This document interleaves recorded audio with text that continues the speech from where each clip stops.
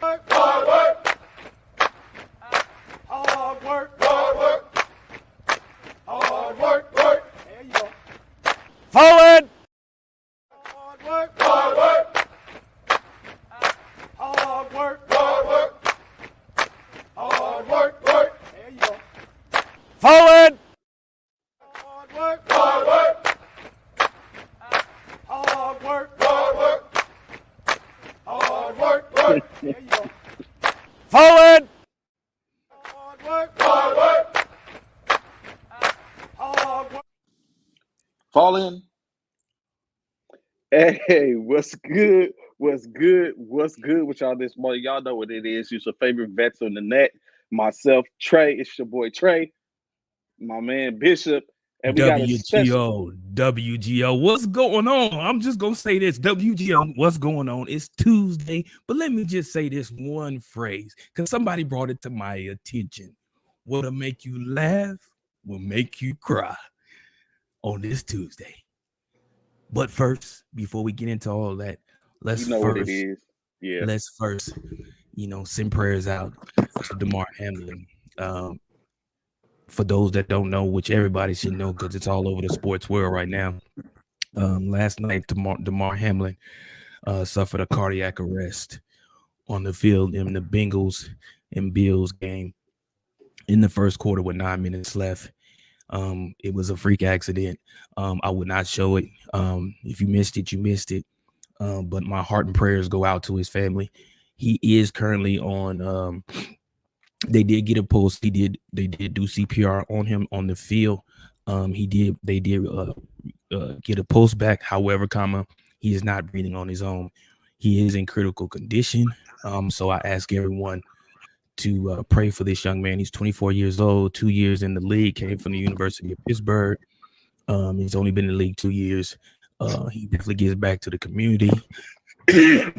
Excuse me. It was just not long ago, he did a toy drive for young kids. It was his third toy drive and things of that nature. He's a good young man, and my heart and prayers go out to his family because I know that is something hard to take. His mom was in the stands. They said she came down and rode with him in the ambulance to the medical facility there in Cincinnati. Still no word on what his condition is currently, but just keep him in your prayers, y'all. DeMar Hamlin. So one of the reasons why we see Demetrius gets his camera set. One of the reasons what's up, D? I had to sit up and take it off for the stick. I was I'm starting to get dizzy. I was like, I don't know what he got going on over there. I didn't know what. I was trying to figure all this out the first time. So Bishop, this is my man Demetrius Malvo, a legend, so to speak, in the Lake Charles area, Washington Marion basketball. Also the creator of the basketball info in Lake Charles, which kind of keeps you up to date on what goes on as far as the basketball scene. So I met Demetrius while running the Lake Charles Imperial. But interesting enough, what I did is, and in a second, I want to let you introduce and give you talk about yourself for a second, Demetrius. So what was the reason why I was like, asked Demetrius to fall in with us this morning was in reference to the DeMar Hamlin situation. And there's going to be a lot of stuff in what you're going to unpackage great shortly. Of course, Demetrius can talk sports as well. So that is, but that particular thing in which he has a different perspective, almost maybe I think similar to what I feel, which isn't, maybe everyone doesn't feel that perspective. But of course, in any case, Demetrius, let the high speeds know, saying who you are and what's going on so we can get to this right quick. Hey, what's up, everybody? My name's Demetrius Malvo from Lake Charles. I'm actually in town now, but I actually live in New Orleans right now for the past couple of years. And just try to help kids, chase their dreams on this basketball thing and try to be honest with them as far as try to get recruited and what they need to do to try to get recruited. And, stuff on that nature and just not lie to the kids, But I definitely got a different, kind of take on the Skip Bayless thing. Put it that way. People want to kill Skip for what he said and what he tweeted, but I didn't take it as what everybody else taking it though. So, and I know exactly what you're talking about. The Demetrius, I seen it. And you right. Everybody came for Skip Bayless's head, and he came back and he you know he clarified exactly what he meant by it. He was just basically saying that if they didn't stop the game if they continued on with that game, that would be horrible as a organization to continue to play a game in which is not that important when it comes to someone's life. But the choice of words in which he used to state that was a lot of people felt it wasn't heartfelt, and he probably used the wrong choice of words. Everybody know how Skip Bayless is. Everybody know him and Shannon Sharp go at it head to head all the time. And a lot of people don't like Skip Bayless because a lot of times he's very upfront. He doesn't he pretty much doesn't hold his tongue about anything if he chooses not to. But he did come on later, very not long after, maybe 15 minutes later, and kind of corrected what he meant. Not saying that he didn't care. What's up, Commissioner Myers? Good morning, Anthony. But it's hard. A lot of people,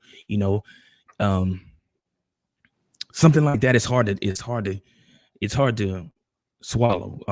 If you saw it, I saw the actual hit. I saw it, and it didn't even look that bad, to be honest. It didn't look like I've seen way worse. When old boy got hit when we was talking about the other trade in regards to the targeting. Like, that was way worse of a hit than Hamlin took. The other hit the other day another dude took during the college game was way worse than the hit that Hamlin took. But again, there are things that we call freak accidents. Excuse me. And they happen.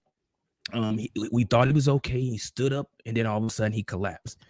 And you just to be on the field and be able to see that and witness that. Of course, we all saw his heart basically skipped a beat, as my wife said. That's what causes that. When you get hit so hard, it forces your heart to kind of like skip a beat, and that's how you go into cardiac arrest. So, and just so you know, my wife is a registered nurse. So that those things happen. It's a freak accident, man. It's freaky. I ask y'all this, right? Let me play anti-advocate to this. Mm-hmm. Would there have been? And look, Demetrius are gonna be like, "Don't you say that?" But that's a big game, right? Hear me out, right? You know what I'm saying? Hear me out. It's probably not going to be the most. I'm just, like I said, let me play anti-advocate to the conversation like this. Okay. Would Skip have been wrong? Just like it was an ESPN, like I see Demetrius post. I gotta pull his name up real quick.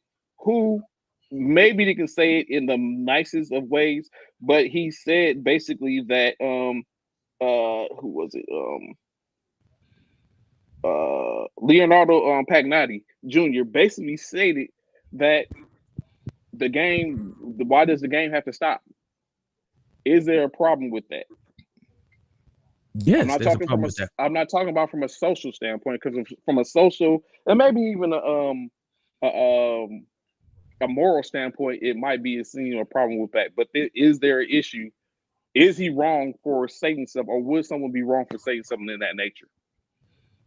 Absolutely, because the thing is, I think what people are saying, like everybody all the sports analysts are saying, when people get hit like that, or they go down and the stretcher comes out, things of that nature, you look for the thumbs up.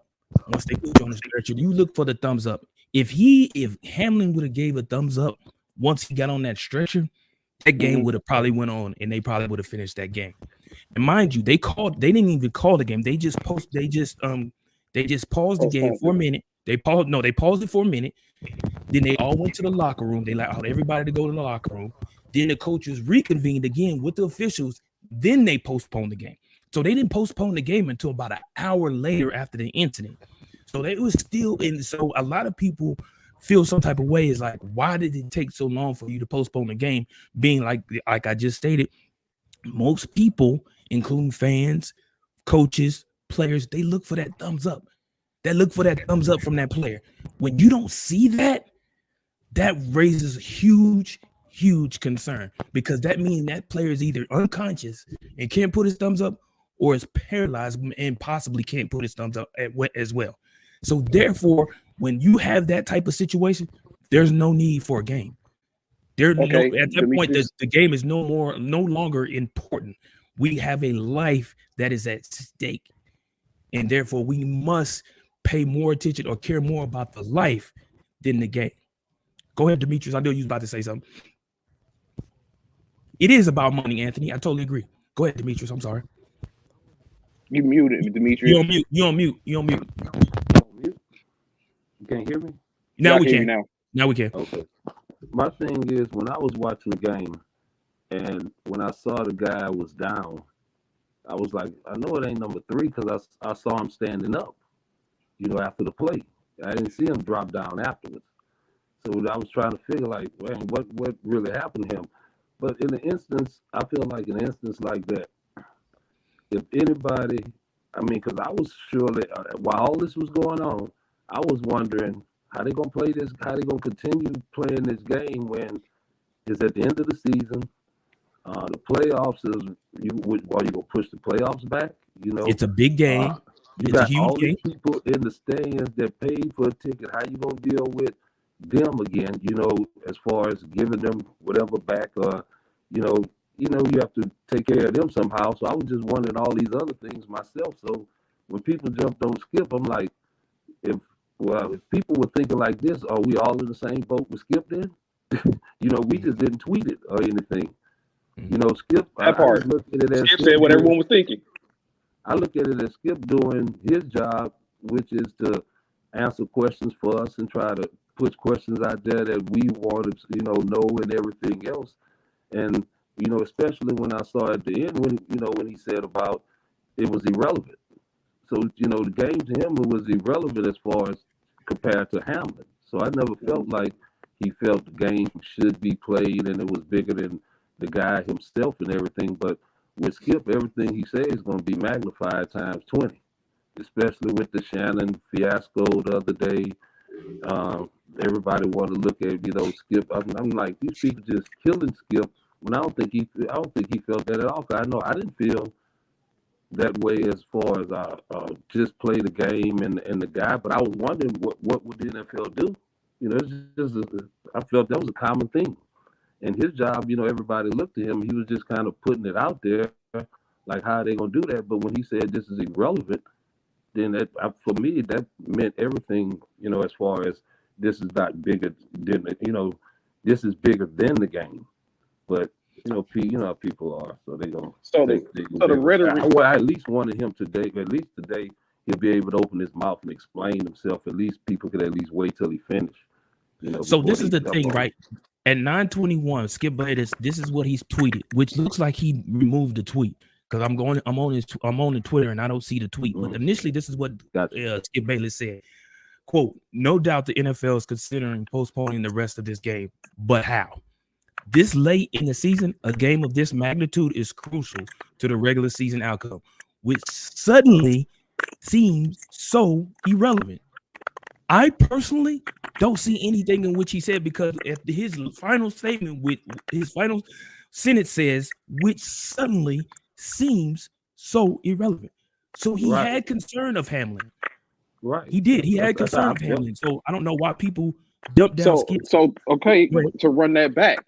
Mm-hmm. If the NFL decided to go on, would they have been wrong?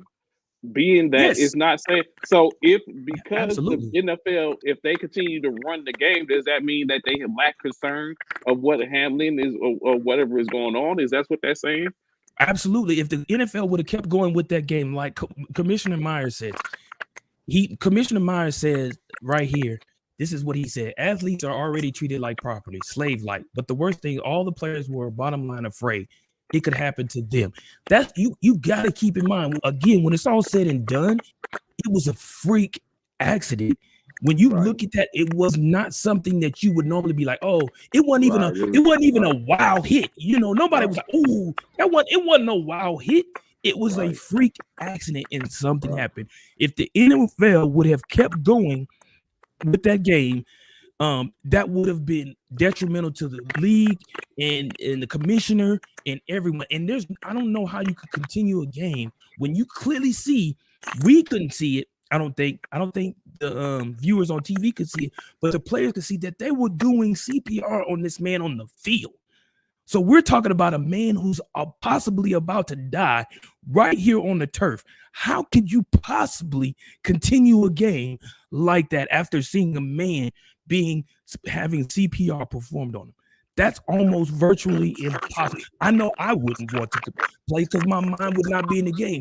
You would not only will my mind not be in the game, but I would be afraid for myself because I just seen what happened. I just seen what happened. If I'm a receiver, if I'm a DB, if I'm a quarterback, if I'm anybody, that could have been me. That could have, Trey, you know, as I know, we've seen hits worse than that in flag football. We've seen some collisions that you'd be like, oh my God, bro, are we playing full contact or are we playing flag? Like, I don't get it. Then Skip Bayless did come back and say nothing is more important than that young man's health. That was the point of my last tweet.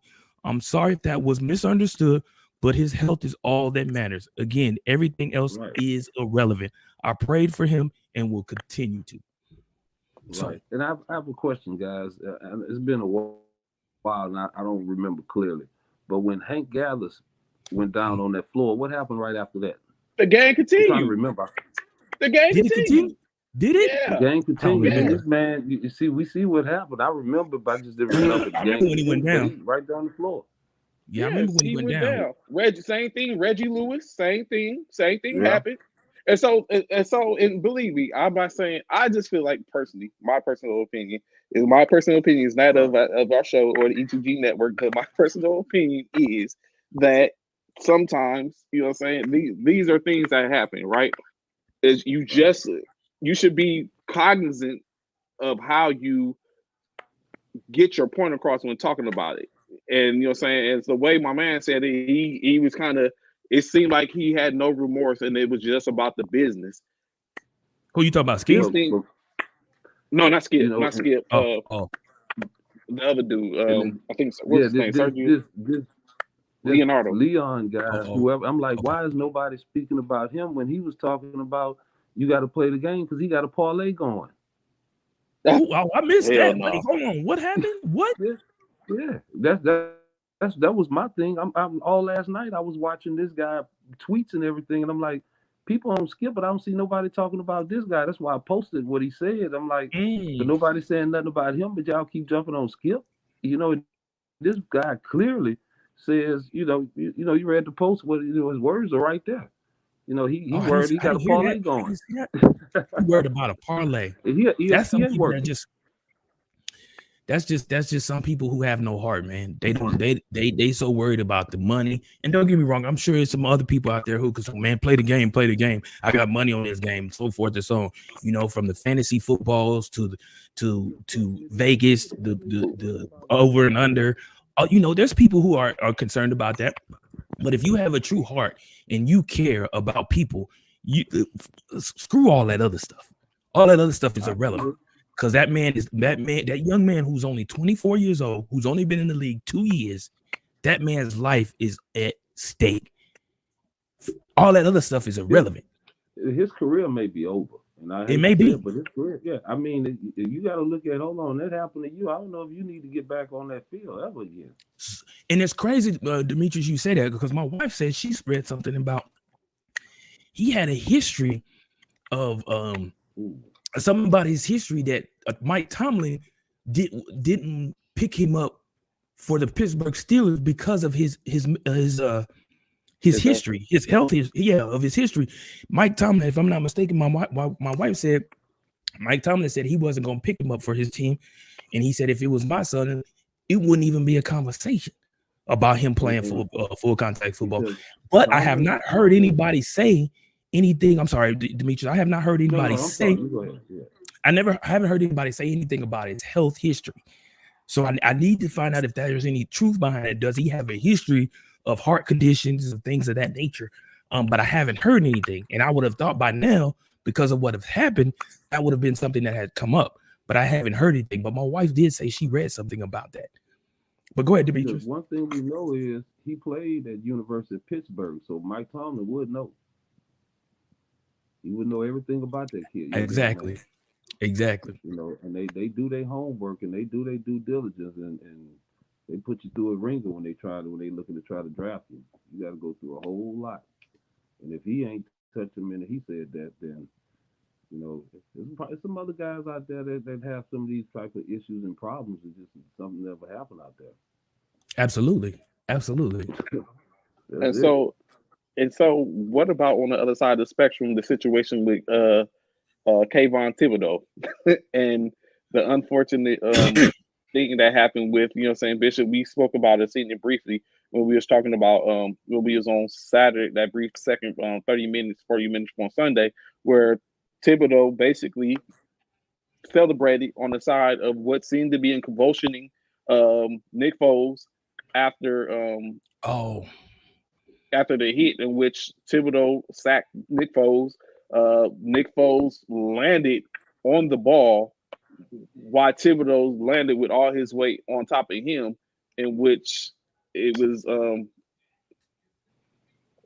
the sight of it looked very suspect. And Thibodeau, while this is going on, but looked like I said, Nick Foles convulsioning or erratically moving from the injury, Thibodeau's on the side of him doing snow angels until he realized that, oh wait, something's going wrong. But he didn't realize that until he got it up. So at this point, he'd already did his celebration, and it looked suspect. So with that, right, I'm gonna say this. Mm-hmm. That's something like that is going to force the officials to stop celebrations again. That something like that is going to force officials to stop celebrations. Now, not taking nothing from Thibodeau, because all defensive linemen, when you get a sack on the quarterback, each defensive linebacker has some type of antics that they do. Unfortunately, Thibodeau, his happened to be while he was laying on the field, so he couldn't see what was going on with Nick Foles. Is that his fault? No, because he didn't know. I'm sure if he'd have saw it, he probably wouldn't have did nothing of the sort. However, sometimes things just happen and you're excited and you're in the moment. You find yourself doing things like that, not knowing that you possibly could have hurt someone very bad. But to me, I look at it as though I see the officials trying to find a way to, or saying this is why we initially stopped celebrations. You know what I'm saying? This is why, because of things like this. I think Trayvon said one word that kind of clears everything up. He said when Thibodeau realized. See, he was doing all that first. Then when he realized, he shut it down. So he didn't have it. He didn't know he was hurt. He wasn't trying to clown and being hurt. He was just celebrating, doing a good deed. A lot of times you just see a guy down and hey, he might be up in a quick second or whatever, but then. So, and then of course, additionally, Coach Jeff Saturday seen it as well, and he took it as Thibodeau was being intentional in what he was doing. But in all that, I didn't of see course, him, Trey. Did you feel like he was? I can't say because I didn't see him. He wasn't intentional. It wasn't intentional. Like you said, he seen it. He was doing it on the side. It was a fresh sack. It just looks suspect because while he's over there doing snow angels or what looked like a snow angel, like Nick Foles over there is like going like this, and you wonder like, oh snap, with like what's going on? And you just see all you see is Nick Foles going like this, and you see Thibodeau going like this, and then he gets up. So Nick Foles Jeff Saturday took offense to that. Right. But additionally, Jeff Saturday said he even took more offense to the fact that his lineman didn't even go over there to help his quarterback. Like, y'all didn't cease and desist the situation. Like, what was going on? Like, this is your man laying out. What Jeff Saturday wanted his offensive lineman to attack Thibodeau? Or did he want him to assist? But yo, like, you know what I'm saying? Wake him up, like, fam, what are you doing? Like, bro. Oh, okay. Like, to make him aware of what was going on. Yeah, he's like, everyone doing nothing. That they in shock because I'm gonna go off of what happened to Hamlin last night. When he stood up, he fell down. When he fell down, one of the Cincinnati Bengals, you clearly see him look back. He went over to him. Yeah, he looked back and he was kind of like paused to kind of see what was going. And I'm gonna put it like this: most time when you see like stuff like that, you're in shock. especially if you see somebody convulsing or something like that on the field, you're in shock because you don't expect that. You're not looking for that to happen on the field. So sometimes it catch you in a pause because you're like, is this really happening right now? So you can't really, Jeff Saturday really can't fault his offensive line. Keep in mind, y'all, these are young men. Most of these young men are barely 30, if that. Some of them even younger than that, barely 30. So you got to keep in mind they still have somewhat of a young mindset, and they're not used to seeing stuff like that. We as older, we okay, something's definitely wrong. Let's go over here and assist and let's do something. Everybody else, I mean, people that are young and stuff like that, not saying they dumb or anything like that. I'm just saying some certain things like that takes you by surprise, and you find yourself kind of like freeze mode. Oh, what do I do? And then you kind of gotta regather yourself and find a way. Okay, now something is wrong with this dude. We need to, because what was it? Who was it? The other day, somebody else got hit. Who was? Oh, one of our linemen, I think, got hit. And as soon as the way he got hit from behind, or he got rolled on from behind, and he bent back. Of course, the lineman, 300 plus pounds, for him to get bent backwards like that, you know that's bad. Soon as his other lineman seen him get bent back, he was already like this, waving to the sideline. Before he hit the ground. When he says one of our linemen, he's talking about his current Philadelphia Eagles, formerly number one seeded Philadelphia I'm Eagles. a That's what he's Cowboys talking guy, about. so I rock with the Cowboys. So. You was good with me, Demetrius, till you said that, man. Yeah, we know what happened the other day, so you know. We won't know. We gonna know what's gonna happen at the end of the season, though. Let's see that. But I am a Jalen Hurts fan. I hope he get his money in and everything works. That's what's up. Man.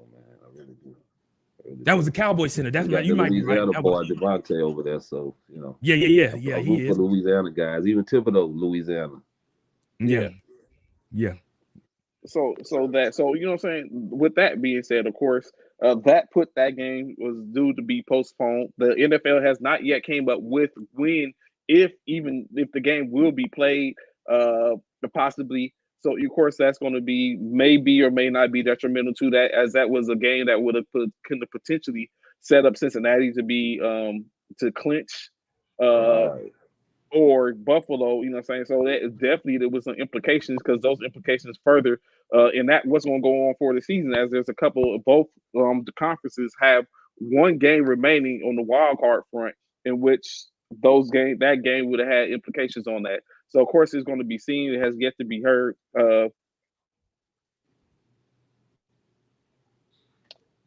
Stop it, Steve, stop it, Bishop. You know what? I told y'all. Y'all take care. Y'all take care of New York. That's all y'all. That's what y'all need to worry about. We will. New York. Don't act like you wasn't scared yesterday about them 49ers when the Raiders was. I wasn't. I was Trey pissed. I wasn't. Trey is so full of it. I was like, how the hell do you miss that field goal? What are Trey you is thinking? so full of it, it's man. Trey is so full of it. He was shaking in his boots because he was about to cry on that one too. The Raiders. Boy, stop it. I'm asking y'all a question. Have y'all talked about those boys with that Lake Charles blood for them Texans, them defensive backs yet? Who's that? Stingley and Petrie. Oh, Stingley. Yeah, that's right, Stingley. But he in Houston. I mean, both of them and Petrie. Both of them got that Lake Charles blood in them. Yeah. But Stingley, unfortunately, is in Houston. It's going to take a while for that. Yeah, you know, a lot of people don't know, because I graduated with his uncle. His whole family went to Washington Marion. And Petrie people, they went to LaGrange and LCB. Okay. Petrie showing out over there at Texas, number 5, the safety. Yeah, he is. He balling. It's unfortunate where he come back. I mean, it's unfortunate now. I think Houston is going to be one of those teams that's probably going to take them a little bit, but they probably going to get there. They maybe need another quarterback. I don't know, Davis Mills or no, they do. They definitely need another quarterback. Yeah. Matter of fact, let me see. So of course, like you said, we wasn't on yesterday, but we were, you know what I'm saying. But of course, NFL games still went on. We didn't get a chance to talk about, because it was the game. We didn't have to talk anything. Well, matter of fact, let's talk about this, right? Y'all all here. Demetrius, you here? Did you or did you not watch the Philadelphia and New Orleans game? I didn't. Okay. God dang it. Good. I wanted this Trey guy, about to stop. Trey about to talk nonsense, bro. He tried it, right? This He dude, tried yeah, it. he talking nonsense. Don't listen to you. I'm glad you didn't see it there, Demetrius, because he tried with it. this nonsense, I bro. just want to make sure, and he has yet to say it, even though I think he knows it, that last interception, the pick six in which Gardner Minshew threw, was not necessarily his fault. The great All-Pro, Pro Bowl cornerback receiver AJ Brown did not run his route. That is not true. Marshawn Lattimore stayed in the play, made it, and got in front of him and beat it. So that wasn't necessarily, that was not, in my opinion, that was not on Gardner Minshew. But in any case, I'm glad for the win. Who that say they're gonna beat them Saints? It was not them Eagles, though, I would say. So yet we go again. Saquon Barkley, you are on the clock. Let's go. Yeah, I ain't heard that name really in a while. Oh, we probably gonna hear plenty of it come this week, Demetrius. We're gonna hear plenty of it all day long, all day. You know that little commercial, that little clip with that little kid that be doing his brother, and he's like, all day, with the little curly hair and the basketball, little tight basketball. That's what we'll see Saquon all day. I just got a problem with people from Penn State because of their uniforms. Those uniforms, man. God, it's hard, man. It's hard. Of course, like I was about to say, San Francisco took care of business. It was a hard game. Took care of business. I wouldn't say that. Yeah. Y'all barely won. We didn't take care of business. Y'all went into overtime with the Raiders. Okay. The Raiders. Y'all lost to the Saints with our backup. We ain't on the backup. We just happen to have a backup that got an 8-game winning streak. Our backup. We on the third string. We on the third string. We losing with a backup. If we we're winning with a third string. What's the excuse? We got to remember, y'all playing the Raiders. Get a check. True that. So anything can happen. We sitting here talking about it on Tuesday morning. Yeah. But in any case, you know what I'm saying? It does that. So, but I say take care of business because it was, like you said, Bishop, I was hot. I was sitting over here. If you see my post, I was like, how, bro? I did see that post.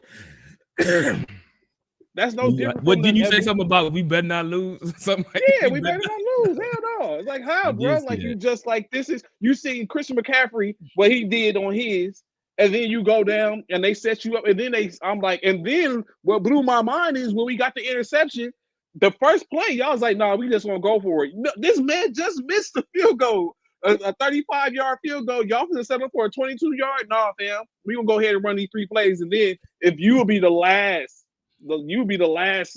this effort to get this game. But in case it worked out, they get the win. They did. What was it? The score 37-34. Those stats, of course. Brock Purdy 22 for 35, 284 yards, 2 touchdowns, 1 interception. Christian McCaffrey 19 carries for 121 yards and a touchdown. Had him in my fantasy. Yes, sir. Brandon Ayuk 9 receptions, 101 yards, 1 touchdown, and we ain't even got Debo.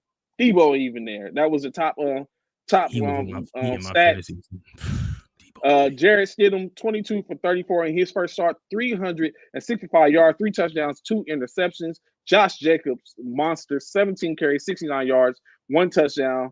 And, of course, Devontae Adams, 7 receptions, 153 yards with 2 touchdowns for him, in which they put up over 500 points, 500 yards combined with the San Francisco 49ers, who usually don't do that. San Francisco has not allowed anyone to score on them within the 2 minutes all year, in which the Raiders become that first team to do that. But, in any case, San Francisco gets the W. That basically, with the loss to Minnesota, who we ain't seeing no one particularly this morning. I ain't seen him yet, Bishop. He ain't pulled up. I told you he wasn't gonna pull up. 41-17, bro. You know he wasn't pulling up after all that noise he laughing going on yesterday. Lockdown procedures in effect. My goodness, Justin Jefferson had. Can we hear the stats? What did Justin Jefferson have? What? Oh, hold on. Let me see. Let me go pull what it up. Did he have? He was like, Justin who? Stop playing with me, Jair said. Justin Jefferson, what was Justin Jefferson's numbers? Justin Jefferson, what was his numbers at? Justin. I get you for it. Hold on, I get it for you. Hold on. If you can't get it, I get it. Hold on. Where is it at? 1 reception, 15 yards. Boy. Was he in the game? EA Sports. He wasn't in the game. I know Eric Small. Look, somebody they looking for him. Eric, where you at? Yeah, Eric just said hit him up. Where you at? Any Eric? other time, yeah. Zach, you wait. Zach, you too. Zach, where you at? Zach on the mission. Where's Styles? Where's Styles at? Yeah, where all them Minnesota fans at? Yeah. Demetrius, I know he's an LSU alumnus. That might be a little touchy subject for you. I knew I should have picked Green Bay. Because I knew they was playing at Lambeau. I knew it. I knew I should have picked Green Bay. It is what it is, though. And frustration set in. All that frustration. He done sit up and swung the helmet at the referee. Like everything was going on for Justin. Yeah, Kirk Cousins, 18 for 31, 205 yards, 1 touchdown, 3 How you like that, Kirk? How you like that? Nick Mullins, 4 for 57 yards and a touchdown. Alexander Madison, 8 carries for 38 yards. Kirk Cousins, 3 for 37. Dalvin Cook, 9 carries for 27 yards. It just was Green Bay just did their thing. It was horrible for them. 9 carries, 27. Ooh, boy. And now Green Bay has put them in position to where basically it's a win or go home. They're in position now. And all they got to do is win. They control their destiny. No matter what anyone else does, they control their destiny. That bad man.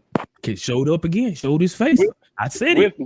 With one receiver, 1 running back, 2 running backs technically, and a defense. Mama, there go that man again. I tried to told y'all. I said I don't know why I went with Minnesota. I knew they was not finna beat Green Bay at home. I knew that, and I took a chance anyway. That was another game that had implications. Carolina Panthers and Tampa Bay Buccaneers. Tampa Bay did they work, bro. I told you, man. That's time to go Brady, bro. I told you, the GOAT, bro. They in the playoffs. I made the playoffs. You said they weren't gonna make the playoffs. I told you, yes, they are. Long as Tom Brady is the quarterback. Yes, they are. I said at the beginning of the season, it did look shaky toward the middle when they was losing some games, but as you see, they made the playoffs. Oh yes, he did. Oh yes, Eric, he sure did. AP, he sure did. He sure did.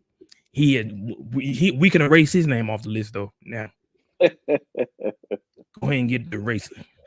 Because he's Carolina Panthers and Tampa Bay Buccaneers. So Carolina, Sam Darnold, 23 for 37, 341 yards, 3 touchdowns, 1 interception. Dante Foreman, 13 carries for 35 yards.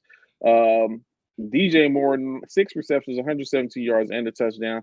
3 receptions, 33 yards, and 1 reception from Tommy Trimble. And of course, Shi Smith was 4 receptions, 70 yards, and a touchdown. But of course, it wasn't enough. Just as Tampa Bay edged them out with a shellacking of a game from Mike Evans. Tom Brady's 34 for 45, 432 yards, 3 touchdowns, all 3 to Mike Evans, who went 10 for 207 with them 3 touchdowns. Leonard Fournette, 10 carries for 28 yards. What can you say? Tom continues to. I'm not gonna say amaze. I really did think he was shut down for the year. I thought this is going to be the year that he's going to be like, you know what? I just ain't got it no more. I don't think he's going to come close to sniffing the Super Bowl, but I mean, what can you say? What can you say? Do you see Tom as the GOAT, Demetrius? Is that turn? Personally, I mean, like I said, I like Tom. I wouldn't Mm-hmm. call him the GOAT Oh, because I give Belichick a lot of credit oh, for that okay. New England, that whole New England thing. Mm-hmm. And to me, if I just had to pick a quarterback, I mean, I'm taking Peyton before I take Tom. Oh, I okay. mean, when I watched Peyton, Peyton was the coach on the field. Peyton was calling the Mm. plays. He doing everything on the field. Like I said, Tom was sticking to the script that Bill had for him. And like I said, no disrespect to him because he great at what he did. He did it and Yes. everything else. But it's tough to like I said, Peyton from the jump. Peyton was like a coach on the field. He directing, he doing everything, he changing everything. I'm just more of a Peyton Manning guy. Mm. Personally, I feel there's a better quarterback, but and I don't want to take nothing away from Dungy by saying anything like that. But I just feel like Belichick is almost like it's like Saban is at Alabama. You have a lot of great players, but you better say Saban name first. And Belichick better say So his it, name first. Just like Saban. They talk about all this. He didn't make it this year. And look at that recruiting class he put together. yeah, I think he might have retooling. 11 guys that might be number one in their position that signed with him in the country. So So with yeah. with that being said, and which you bring up a good point, and which I had never really thought about that. But now, when you look at it, Tom has gone on, and he won a Super Bowl after the fact. Of course, that was under Bruce Arians, who wasn't a bad coach himself. And additionally, Belichick hasn't been back or seen or anything, but they have been. Both of them have been in the playoffs. It's just Tom has got Super Bowl ring. So, do you think that basically it was a situation potentially where it was both of them that kind of did that? Tom became great. Yeah, no, Okay, yeah, I definitely want to give Thomas credit. I don't want to take nothing away okay, from him, at all. I don't want to diminish anything that he's done or anything to that fact.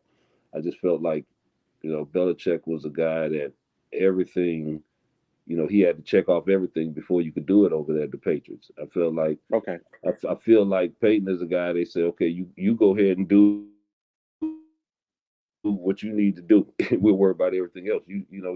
Peyton, who was the offensive coordinator? I don't know. Peyton was always called the offensive coordinator and everything else. Hmm. So to me, it just seemed like he had more responsibility So, than Price, Tom had. It just after seems he, that way. after he Price was asking you a question, And would you take Manning over Breeze as well? oh yeah, yeah. I'm taking Manning over Breeze. Yeah. What people are? There go that Saints, them Saints fans. There they go. So, Drew Brees good, but I mean, he not Peyton Manning. I don't think mm, that's just my oh opinion. yeah, so yeah, yeah. I mean, true that, true that. Yeah. Uh, Bill, Bill went to the playoffs with Mac. Yeah, that's why I'm saying they both been to the But playoffs. I like taking shots at Saints fans every now and then anyway. So I just like having a little fun with them. So let me Yeah. see you talk that. So we know now. Uh-huh. So now what we have currently in the NFL, you have basically, like I said, two spots that's basically remaining uh in state where Green Bay, they win, they're in. But however, quote unquote in the NFC, you do still have a possibility for Seattle if Green Bay was to lose, for Seattle and Detroit to possibly get in. As Green Bay plays Detroit, Seattle, oh no, I forgot who. Seattle, I think Green Bay, Lions play Seattle and Green. So it's a possibility for either one of them to get in if Green Bay tends to loses. Of course, on the opposite side of the spectrum in the AFC, you have a situation where we have um, Miami, Pittsburgh, and Tennessee that are still fighting. In Tennessee, basically they play against Jacksonville. If they beat whoever wins that game, becomes the division champion, and the other team kind of like falls to the wayside and definitely needs a ton of help from anyone else. Miami, if they can beat New York, the Jets in which they play, they have a opportunity to get in. But however, they need help as well. So we're going to get a chance to see it all when it comes out. Additionally, also New England. Honestly, we was just talking about New England has an opportunity to get into the playoffs as well, being if they win their game. But all of them need help. Cornelius, what is Cornelius saying?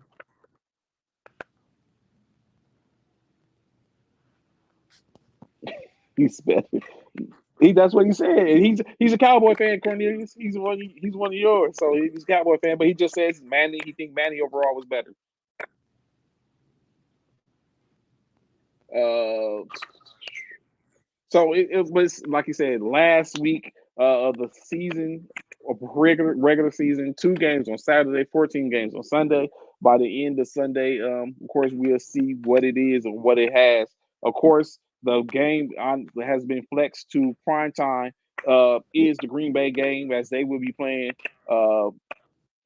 in prime time, and so that might not be a bad game, although other games will be in play. Who was this? What he said? If I knew what they was doing. 18 games open. Flexing every game. I mean, they got to flex. You don't want to see certain people don't want to see certain games, so they do it. Like it's a business. It's always a business in any case. So I think people need to apologize to their cornerback for the Packers too. Oh, was Zaire Alexander? Apologize to their cornerback for the Packers. Jefferson 1 catch, 15 yards. Yeah, Zaire Alexander. He said it was a fluke. He told him, he's like, that was a fluke game. Yeah, and he came and backed up every inch and every aspect of what he was saying.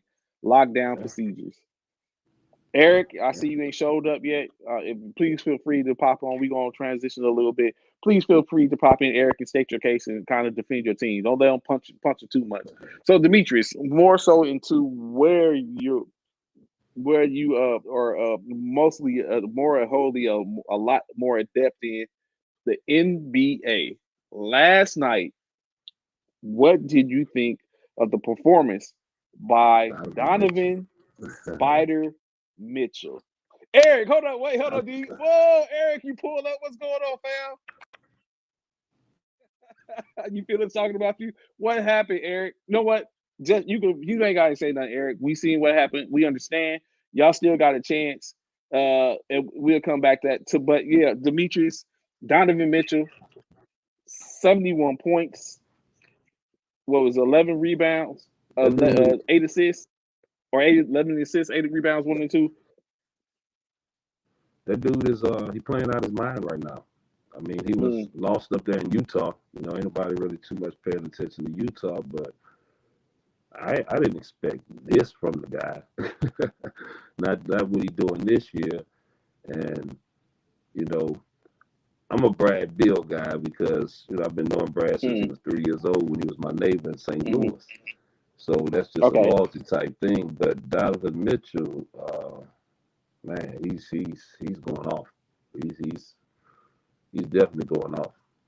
And yeah, I love it though. I love it. I love to see these guys go out there and put in that work.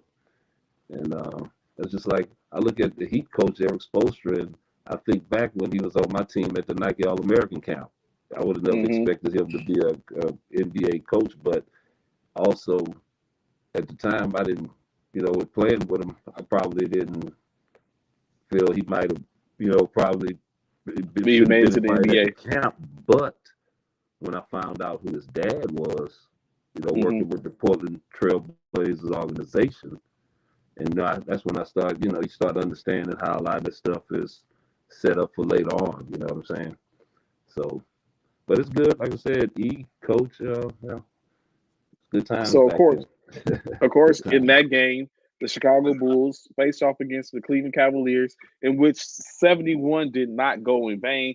Cleveland Cavaliers get the W, winning 141-134. Of course, the stat lines, as we know, Donovan Mitchell, 71 points, 8 rebounds, 11 assists, 21 points, 8 rebounds, and 2 assists from Jared Allen, 12 points, 17 rebounds,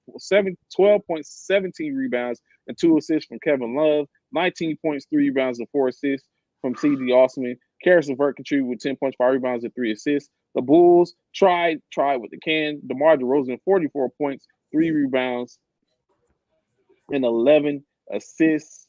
Over 3 rebounds, 4 assists, 20 points, 13 rebounds, 2 assists from Nikola Vucevic, 26.6 rebounds, 6 assists from Jack Levine, 11 points, 5 rebounds, and 3 assists from Ayo Omansu. So even in that,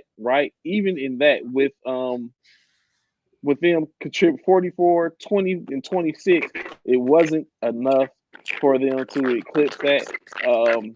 Chicago falls to 16 and 21 on the year.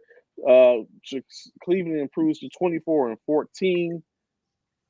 Bishop, was you impressed? Was you not entertained with the 71? What?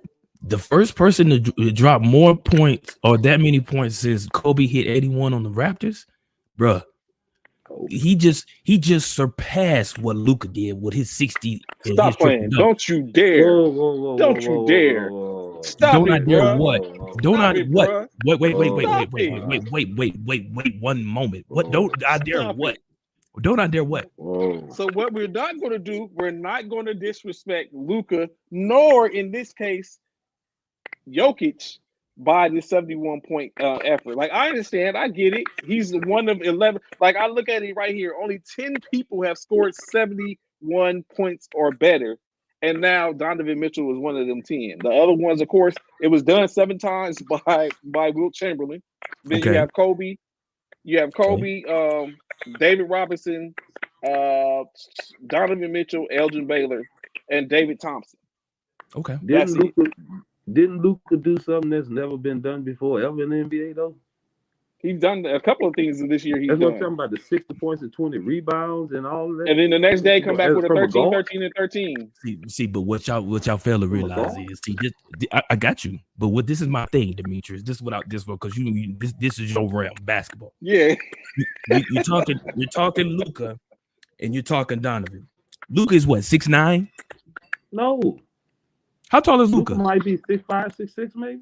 No. 6'9"? Yeah, no, Luka is not no 6'5", bro. He's at least 6'9". No, he ain't 6'9". I don't think he's 6'9". What? He is. Luka's stats are he is 6'7". 6'7". Okay, Donovan. Okay, 6'7". Donovan Mitchell is what? 6'5". 6'5", 6'4". Yeah, that's 6'4". 6'4". Now you mean to tell me? Thinking. Donovan Mitchell is 6'1". Thank you. He's 6'1". 6'1". You're right. I'm looking at it. He's 6'1". 6'1". That's what I was doing. I was looking. He about as tall as you are. Yep. 6'1" compared to 6'7", dropping 70 points. I'm sorry, 71 points. You don't mean to tell me you can't compare it? You can't even compare the two. You can't. That's not comparable, bro. What? 6'7". He did a great thing. But great ain't even a word. Trey, you just said it, but 10 people in NBA history done. No, correction. It's only been done 10 times in NBA history. He's one of 7 that's done. Okay, done 10 times in NBA history. Out of 10 times it's been done, how many of them 6'1"? I'll wait. Okay. I'll wait. Thank you very much. That is a huge feat for a 6'1" guard, bro. Kobe did it with 81 points, and he's 6'5". Come on, bro. I'm just saying. What I'm saying is, bro. If we throw a variable, if we're gonna do all of that, how many do you have in regulation? 55. What's that to say though? I mean, he had to get a lot of people didn't even have no overtime when they scored them points. Did Luka hit his 60 in regulation, or he hit him in overtime? No, I'm talking about the general, all these other points. I wouldn't just talk speaking on Luka, but I'm saying a lot of these guys didn't even play overtime when we scoring these points. But I'm asking, did Luka score his 60 in overtime? Game, and he's not 6 feet. AI. Exactly. Sure he had a 60 somewhere in there. Yeah, he did. But Luka got his 60 or his 60 and 20 in overtime too, correct? Yeah, but he got his in a dramatic fashion.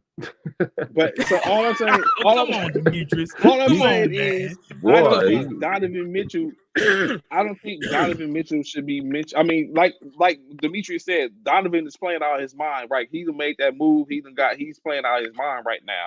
But even with him playing out of his mind, I don't think he deserves at this point to be mentioned in the same breath as Luka, Jokic. Why not?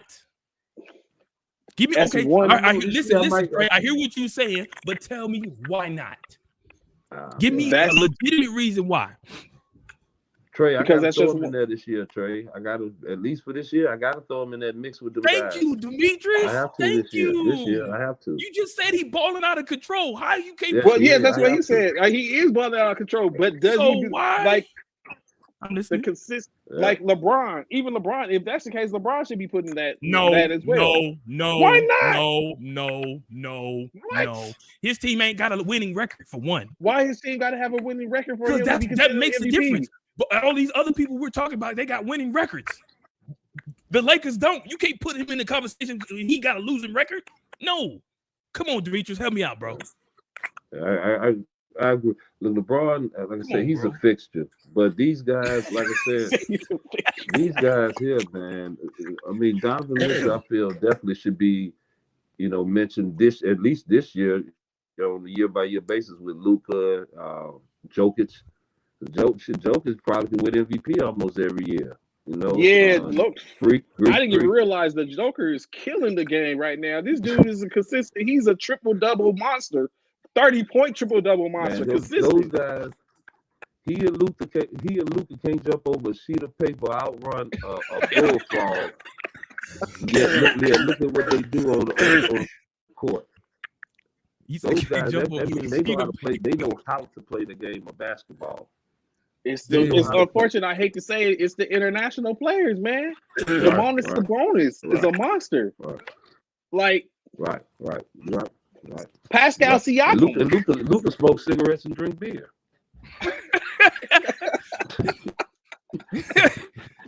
He don't look like no model or anything, Right. Luka, hey. I mean, I can't believe you tried to throw LeBron in there, Trey. Well, boy, you know how to play that game of basketball, though. No, you don't. Don't do that. No, don't. LeBron James. There is no way you can throw him in this. Last night, the Los Angeles Lakers finally got to win against the Charlotte Hornets, in which LA pulled off the feat of getting a win, winning 121-115, sending the Charlotte Hornets to 10-28. The Lakers improved to 16-21. LeBron James 43 points, 11 rebounds, and 6 assists, coupled by 18 points, 15 rebounds, and 2 assists from Thomas Bryant. 15 points, 1 rebound, and 5 assists from Dennis Schroeder. 15 points. He's been having one heck of a week, that's for sure. He's been balling. He just had a back-to-back 40-point games. You're not answering my question. And he's 38. What's the Hornets' record, sir? They're 10-28. 10-28, bro. If you lose to them, you're wrong. You should beat the Hornets. Just like Demetrius said, they're getting a check. Is not the NBA, not the Hornets, or not the Hornets, a national basketball professional. Oh, here we go. Professional basketball players. Here we go. I'm just saying. Here we go. Of course, the leading scorer from the Hornets was Terry Rozier, 27 points, 2 rebounds, 4 assists, 24.7 rebounds, 6 assists from LaMelo Ball, 12 points, 5 rebounds, and 4 assists from PJ Washington. And that they didn't just lay down. LeBron didn't. It wasn't like other people was scoring. Give them stop playing with that man. They won by 6 points to the Hornets by 6 in 5 games and 500 points, and LeBron would be the sole owner of the all-time NBA leading scorer. PJ, he still need to go. He still won't be the GOAT. Got some people in Lake Charles also. PJ Washington. Oh, PJ Washington becoming hard. Yeah, you got people in Lake Charles. Yeah. He still won't be the GOAT. No matter what. Melo gonna get out of there too. He still won't be the GOAT. I don't care what he all NBA whatever. He still won't be the GOAT. No matter what. There you go with that. So another game last night. LeBron definitely the GOAT on longevity, though. I'll give him that much. Yeah, there you go, Demetrius. I give you that. I will give you that. Him that. I mean, I give you that. He really took care of his body and take care of his body and all of that stuff. So you know what? It's funny that Demetrius say that, right? So I seen where I didn't agree with this. Where Darvin Ham said he's going to continue to ride LeBron because he's taking care of his body, yada yada yada, all that type of stuff. That's where at that point I was like, Darvin got to go. Because, you know what I'm saying, this really, like, Demetrius, I see you snickering. Like, bro, what? Like, you going to ride LeBron? Why ain't you developing the rest of the squad? Like, you going to ride LeBron? He's going to ride LeBron because LeBron basically run that organization. That's why he's going to ride him. LeBron said you going to ride me. That's why. Yeah.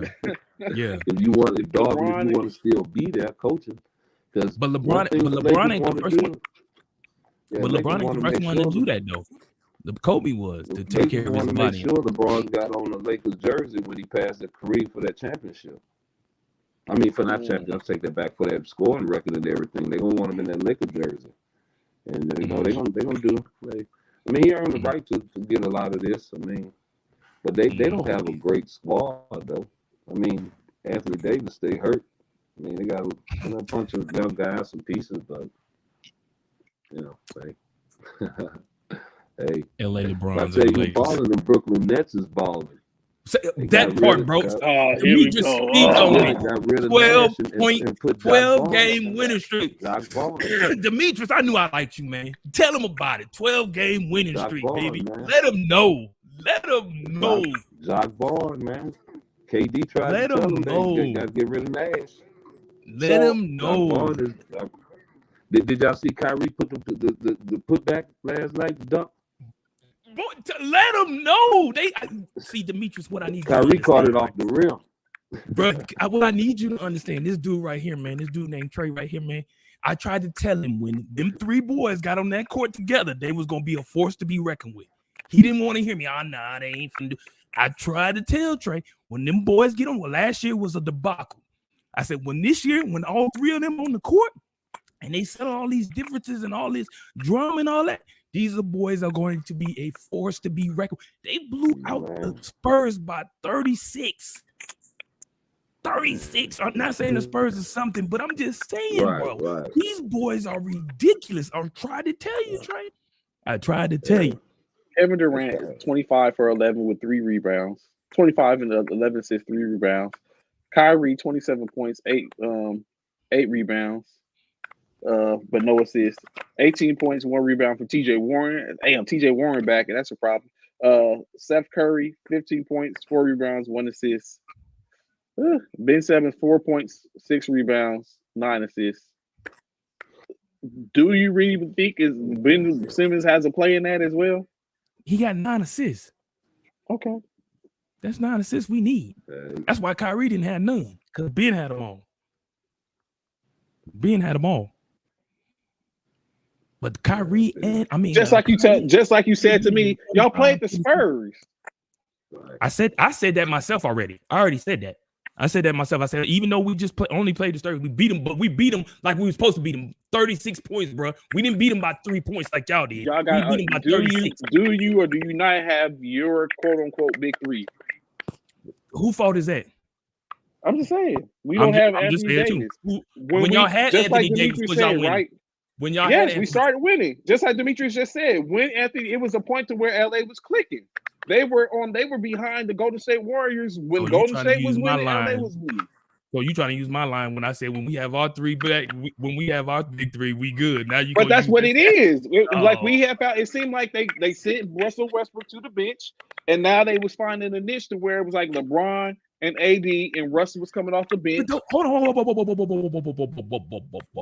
What you won't do? Hold on. Don't y'all have wait a minute. Don't y'all have what's his name? Y'all got a big three with Davis on the floor. With Davis out off the floor. Hold on. Don't y'all got what's his name? Patrick Beverly.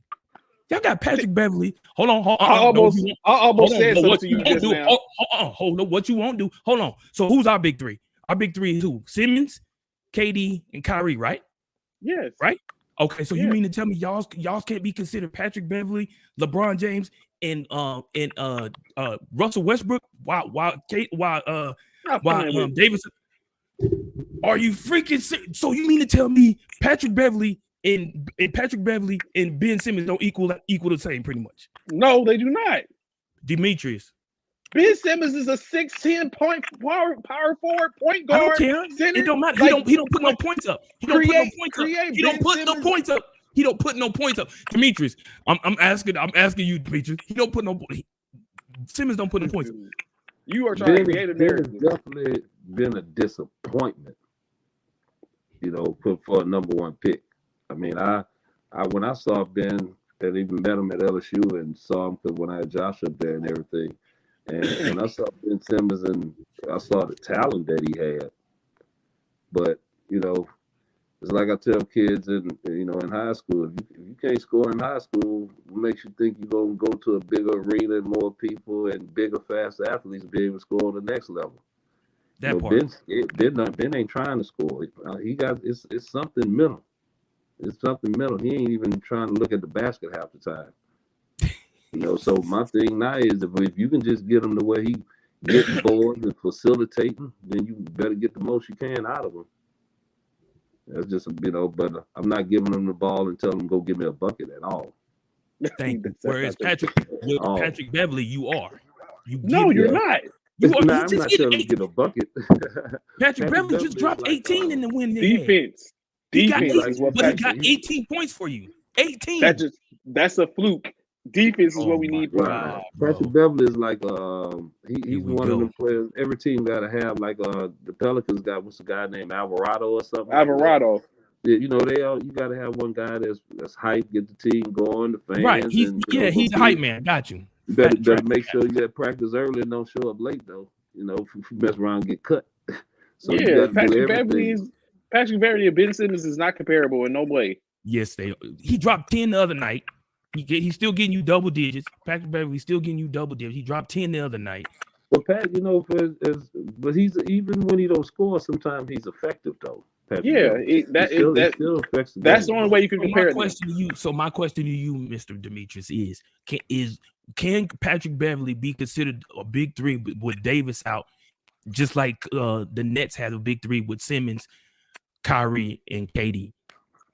That's like trying to say no big three. Nah, I can't. Yeah, that's like trying to say there's a big three. That's like you trying to say Kyrie, KD, and Seth Curry are a big three with Simmons out. No, I can't. I can't do. No, you must that really ain't like Pat Beverly, huh? No, I don't. No, I'm not a Beverly fan. I'm a Nets fan, big Kyrie fan, KD fan, huge fan of them. Okay. Yeah, I'm a Nets fan. I'd rather have Austin Reeves than Stop it. Ben Simmons. Than him. Did Patrick Beverly? Yes, Austin Reeves is no joke. Stop it. He's going to continue to develop. He had 0 points against the Heat. I understand. 20 minutes and he had 0 points. 0 points with 20 minutes. 20 minutes, 0 points. Do you rather have him? Yeah, that's one game. 0 points? You rather have him? That's one game. We talking about the rookie that dropped a 30-point triple-double in his last game of the season last year. A triple-double can come to somebody on a whim. I get that. But again, we're talking about the rookie that dropped a 30-point triple-double last year. One time. All you got to do is continue to develop. One time. But he couldn't score 2 points against the Heat. He couldn't score 2 points against the Heat. But you talk about a triple, but he couldn't score 2 points against the Heat. Come on, man. It happens. Y'all got Patty Mills. What? It don't happen to people. We got Patty Mills. You don't be doing that? Yeah, he ain't dropping zeros. He ain't dropping zeros. We talked about that all last year. Patty Mills played 15 minutes. I don't like him anyway. I don't like him anyway. I want to get rid of Patty Mills anyway. I don't like him. He need to go anyway. I don't like that dude. Next game. Who else played last night? Go to State. Klay Thompson, 54 points. Ooh, Klay. Is he back? Is the Splash Brother back? Is he back, yo? Man, my thing is, what's going on in Golden State? It seems like they got people just gonna score. Period. Jordan Poole It's the truth. I tried to tell Trey last year about that, Demetrius. He didn't believe in Jordan Poole. He Jordan Poole ain't that dude. I tried to tell Trey last year when Jordan Poole said Jordan Poole that dude. Just underpaid him. He got minutes before and he underpaid. Trey said, no, Jordan Poole ain't that dude. He ain't that dude. He ain't all. Jordan Poole is that dude. I'm trying to tell you. Poole go get it, man. I told you. Trey didn't want to listen. I would still rather have Clay than Jordan. I'm just saying. So it's something interesting, right? Well, I don't know about today because I mean Jordan young, so I probably that part. Tell him, Demetrius, and that ain't even fair, bro. Yeah. You ain't giving Jordan like we looking at Trey's back history on how he's played. That's why you say that. Give Jordan Poole some time. I'm telling you, he's gonna be right in the conversation with Clay. I'm telling you. So one thing, man, putting up 40s and damn it 50s and all. So this is basically what Draymond said. He said to Clay, which in my opinion makes so much sense. He said instead of chasing and trying to force yourself to be the Clay, the old Clay, play your game, and you will be the old Clay. You will be the Clay from old anyway. And he said that's basically what he's doing, and it's falling right into his lap. And it's like, so it makes so much sense. Like we chase after that or whatever case like that. And it's like you chase, and you try so hard to be that person. And your skill is there. Like Demetrius, he done got, so he got older, but I'm very sure if he sit up and got in with a league of 35 and olders, he gonna get buckets. It's not gonna be a problem. So you know what I'm saying? It's just one of those things, the situations where Clay, that's what Clay has to do. And especially now that while Steph is still on the men, and I think it's going to end up becoming effective, of course, in that game versus the Atlanta Hawks. The Hawks leading scorer, he is 30 points. He's a walking 7 bucket. rebounds, 14 assists from Trae Young, 25 points, 13 rebounds and assists from John Collins, 25 points, 10 rebounds and 7 assists for DeJounte Murray. Angwaru, 16 points, 12 rebounds, 1 assist, 17 points, 4 rebounds, and 2 assists from DeAndre Hunter, and 21 points, 3 rebounds, 3 assists from Bogdan Bogdanovic. Wasn't enough. As we said, Klay Thompson, 54 points, 8 rebounds, 3 assists, 28 points, 6 rebounds, 5 assists from backcourt mate John Poole, 14 points, 20 rebounds, 4 assists from Kevin Looney. Devontae DiVincenzo, 8 points, 9 rebounds, and 5 assists. Draymond Green, 5 points, 13 rebounds, 11 assists. Anthony Lamb, 17 points, 7 rebounds, 4 assists on the night. Golden State gets the win 41-40 in overtime. My question is Clay back, bro? Is Clay back? That's my question, bro. Is Clay back, bro? He looked. I think it's a little early to say, but he feels like he's back, as they say. He feels back. He said it's been a long time coming. What'd you think of that game last night, Demetrius? I didn't check it out, to be honest with you. I didn't check it out at all. I saw this morning where Clay dropped to 54, but none of that stuff kind of surprised me with that team. You know, any given night, one of them guys easily go for 40, 50, 60 points. And that's without Steph and without they plug guys in. One guy out, like I said, Steph be out. I don't even be knowing he be out. Poole up there dropping 30 or 40, and they just keep going. You know, that's their sixth win. That's their 6th home win. Basically, you have 6 home wins. Kind of trying to erase that. They're currently, what's their standings actually? They're currently, because I know they were 10th. They have made it 10th, but I know currently LA is 2 seeds, is 2 games behind Utah, who is the current 10th seed in the West. So Golden State is currently the 9th seed. Okay, so Golden State's the 9th seed at 20 and 18. They played the Hawks. 4.5 games out of first place. The West is hard. The West is hard right now. Can I ask a question? Yes, sir. It's a little bit off, but why does it seem like Trey for the Hawks, people don't really like him? His team don't really like him. It just seems like he's not really likable for some reason. It could be they feel like we gave up Luka for you. No, but I don't. Because him and the coach don't really get along. Him and Nate. Oh yeah, that's right. Because they had that situation where Trey said he wanted to go to see the physical therapist doing the shoot around, and because he was going to play and all that stuff. So I think it's just a situation where Trey he's the star of the team, and he doesn't really get star of the team treatment when you look around the league and stuff like that. But I mean, he hasn't completely made. Right. I think he's at that point. Yeah, you putting up like some empty numbers, really. Yeah. You know, and you got DeJounte Murray, you got John Collins, you got Horter. I mean, not Horter. You got DeAndre Hunter. You got pieces around you, and yet where are they at in the West? East. Atlanta is the 9th seed in the East. So I think and then when you look at it coming from when they was just a couple of seasons ago, they was in the top. They were a top seed in the NBA. Or when they when they lost to was it Philly in their series? I can't remember who it was. So I don't know. That's a good question though. Why they look at him, or does he not get the respect in which that he probably should be getting? What was this right here? When is Wiggins coming back? I'm not sure. I think he's out indefinitely. Anthony Price, Wiggins is out indefinitely. Cornelius says Trae Young is the worst superstar shooter ever. He said he's the worst superstar shooter ever. I was looking at something right quick. Demetrius, can you hear me?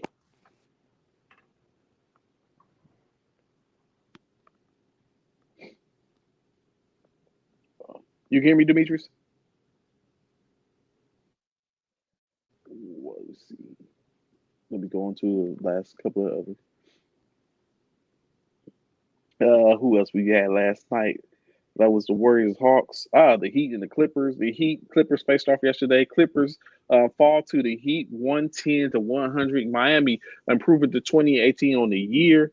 The Clippers 21-18 with the loss. Leading scorer 31 points from Bam Adebayo with 13 rebounds and 1 assist to go along. 23.7 rebounds and 3 assists from Tyler Hero. Jimmy Butler 9 points, 2 rebounds, 6 assists, 15 points from Victor Oladipo, 13 points from Max Strus, 8 rebounds and 2 assists to go along. For the Clippers, 25 points from Paul George, but he did go out late early in the fourth quarter with what is a hamstring injury, which left the team without a top scorer. 14 points, 7 rebounds, 1 assist from Marcus Morris Sr. Terrence Mann, 9 points, 5 rebounds, 10.7 rebounds, and no assists from Ezekiel Zubac, 9 points, 2 rebounds, and 5 assists from Reggie Jackson, 11 points from Luke Kennard, John Wall, 7 points, 3 rebounds, and 4 assists. As the Clippers dropped the game to Miami. Unfortunate situation. As you know, Kawhi Leonard and Paul George continue to go back and forth in and out the lineup. It's funny how when you look at all these teams, for the most part, that had all these rosters concocted, and we was like, oh, this is going to be a killer roster. Now you look at the difference of Paul George and Kawhi Leonard. Yeah, I can hear you. Can you hear me, Demetrius? I can hear you.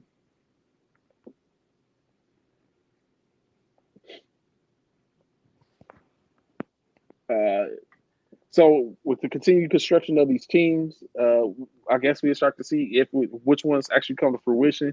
When we see Boston and how they were created and built over the course of the season, to start to see like, okay, this is the team. Of course, that is still the rhetoric to a degree, where we see the Boston Celtics and how their team is constructed. Additionally, the Lakers, the Celtics. I mean, not the Celtics, the Lakers, the Nets. Who else had a team that was constructed? As I go through, Golden State. Clippers need to move on. What are you saying? Move on from who, Anthony? That's the other one. The Timberwolves. That was another team that has a construction of a team of what is presumably to be a team that's coming up. When they had a game last night, the Timberwolves took on the Denver Nuggets. Can you hear me, Demetrius? I can hear you. I can hear you. Let me see.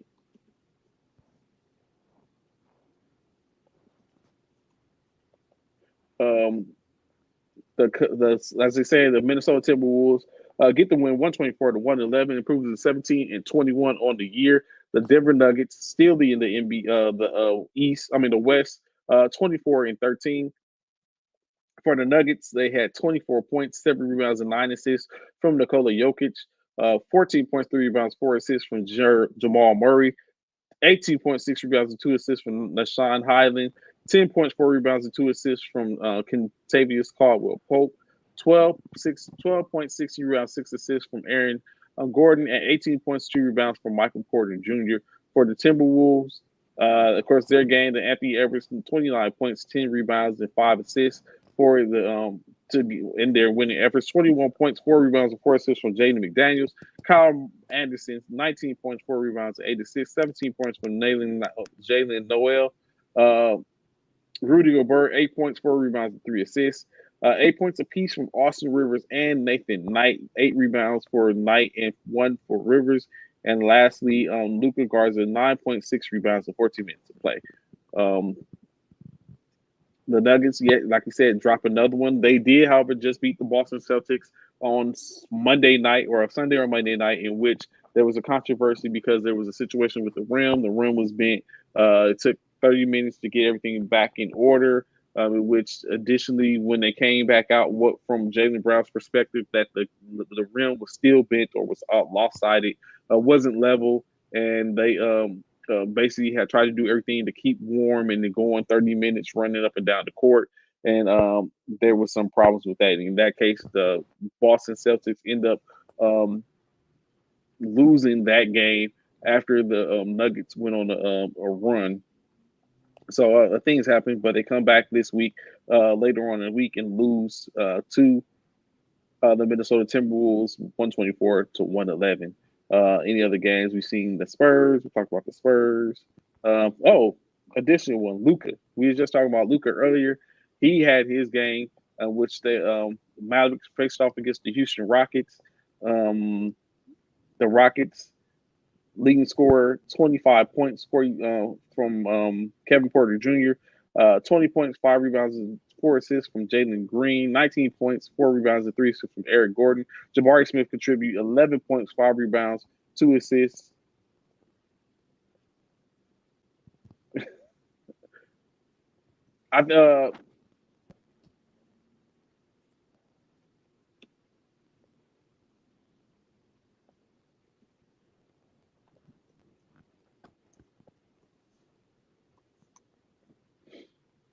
Let me see. Anthony, where is that? The Joker gets the MVP for the 3rd year in a row, where people call him the GOAT. The GOAT. I don't know about that. That's a good question, Anthony. I don't foresee that. He's just going to be considered a great player, or maybe he might be considered the greatest. They might consider him maybe the greatest international player out there.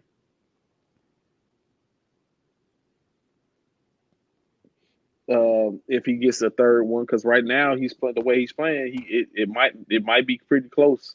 To win a 3rd, initially I didn't think he was going to be a player that was going to be considered or even up for the MVP, especially with Jamal Murray coming back.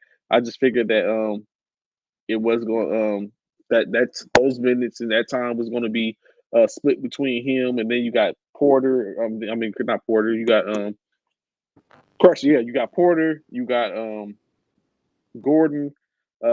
I just knew that it wasn't going to be the case, but he continues to do that. Even with Murray back, he's continuing to do the same thing, and it seems it's going to be problematic, or he is a problem for the field.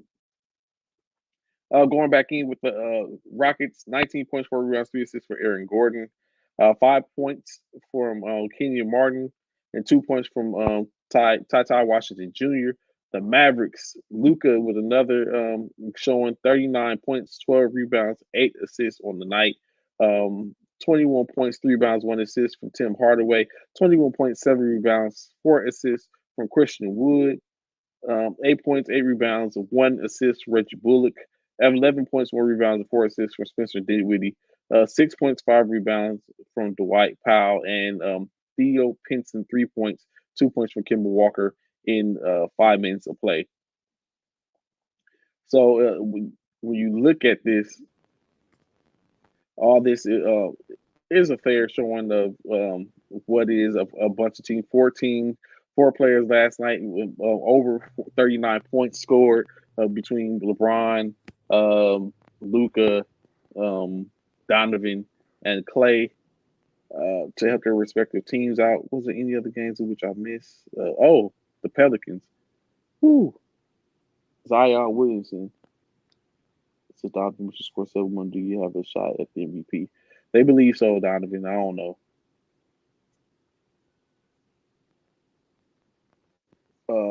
Last night, the Pelicans lost to the Philadelphia 76ers in Philly.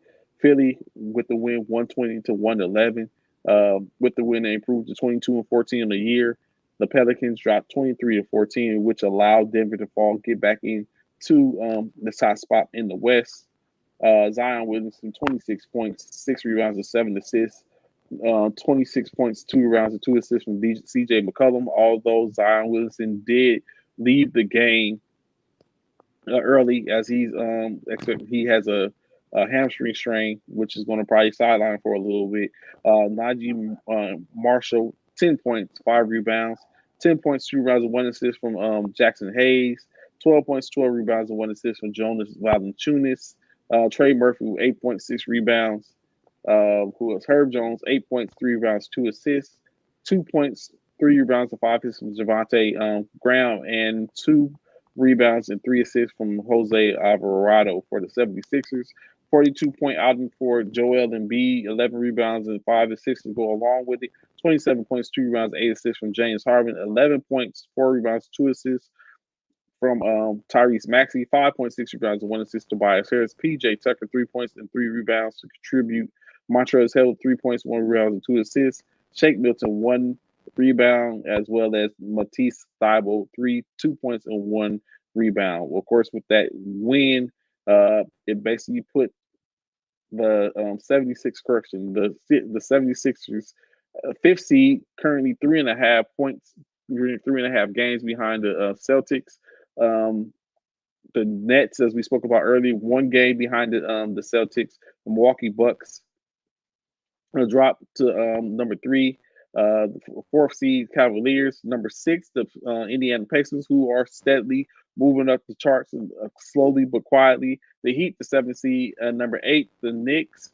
Then, of course, when you get into it, the 7 through 8, 9 of the Hawks and the Wizards, looking at being in the play-in on the Western front.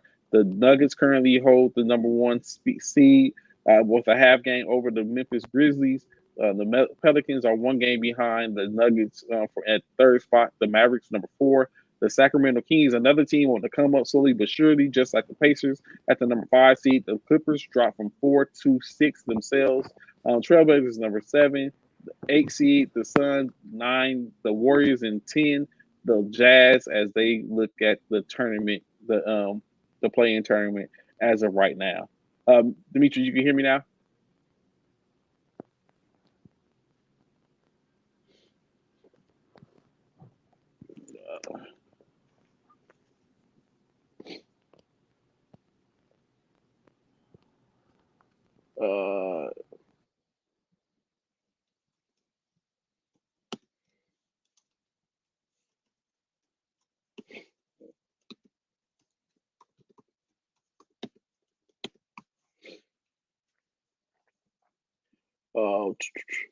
So an interesting subject that came up the other day, in which I was looking at, in which, of course, those are still out there. Please feel free to tap in, and when we get to talk about that, I wish that Bishop and Demetrius ever can hear me, so they can also come and talk on this as well. So I asked this question, right? Oh, hold up 1 second before I get there. So let me make sure that was the last game we talked about. So that was the last game. Of course, for tonight. Actually, the Trailblazers played against the Pistons, but the Trailblazers get the win 135 to 108.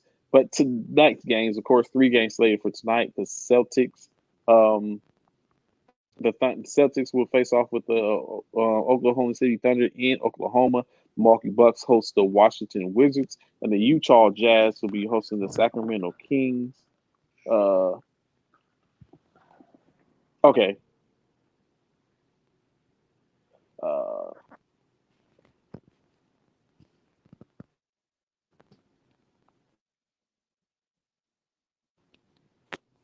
can you hear me now, Demetrius?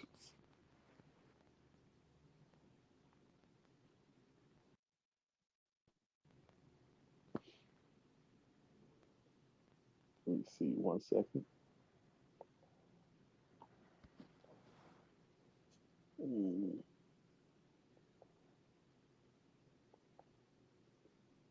So the question I was looking to ask, because I seen it, in which it was thought provoking, is 2 point guards, Chris Paul, Allen Iverson. Is, in your opinion, Allen Iverson a correction? Is, in anyone's opinion, Chris Paul a better point guard than Allen Iverson? Allen Iverson is a Hall of Famer. He went to one NBA championship in which he won 1 of 4 games versus the coveted Lakers during that time frame. Chris Paul has been to more championships. Correction, has been to more playoff games than Allen Iverson, or has won more playoff games than Allen Iverson. Upon Allen Iverson getting to the West, he did not win a single game or series outside the first round. He didn't get out the first round. He did all predominantly his winning in the East, and then when he came to the West, there was no more. So I asked that question. Can you hear me, Demetrius? I'm back. Okay, Hey, okay, got you. I apologize, man. I got I know you coaches good, man. calling about kids and everything else, and I ain't know what Yeah, I was I doing. figured that when you was going on, I was like, yeah, he's probably getting calls and stuff like that. So I was just asking a question, right? But AI, Chris Paul, who's the better point guard in your opinion? AI did go to a final in which he got beat 4-1 by the Los Angeles Lakers. However, Chris Paul has gotten more wins and has been out the first round a plethora of times, though he has not. They did go to one championship in which correction, they did. He went against Milwaukee 2 years ago. Um, Once Allen Iverson left the East and came over to the West, it seemed like that's where his dominance ended. At that time, the Denver Nuggets was stacked when AI got there, but it just didn't fit. So would you say that Chris Paul is a better point guard or AI? And then not to go off that, why is Chris Paul considered the point guard? I don't know why he considered the point guard. Um, if you're gonna ask me to take one, I'm taking AI. Okay. I'm gonna take him because I mean AI he can give me 40, he can give me 50, he can give me a 60-point game. He gonna pack them Mm-hmm. seats up. He electric. The way he play. I like Chris Paul. I don't want to say anything negative about his game or anything, but um, I think they give him way more credit. Well, I ain't gonna say way more. They give him more credit than I probably feel he do. I mean, he's been around a long time, but he Mm-hmm. hasn't done anything quote unquote special. I mean, I don't feel, but he does have some longevity, but I don't know. Yeah, I'm not. What question you done asked, Trey, that made him say end the show? Is is is Chris Paul who's a better point guard, Chris Paul or Allen Iverson? Who are you And taking? he right in the show, Trey. Don't you ever ask that again. Don't you I'm ever ask saying. that. It's Allen Iverson all day. Yeah, I'm taking AI. Yeah, that's without question. That's So easy.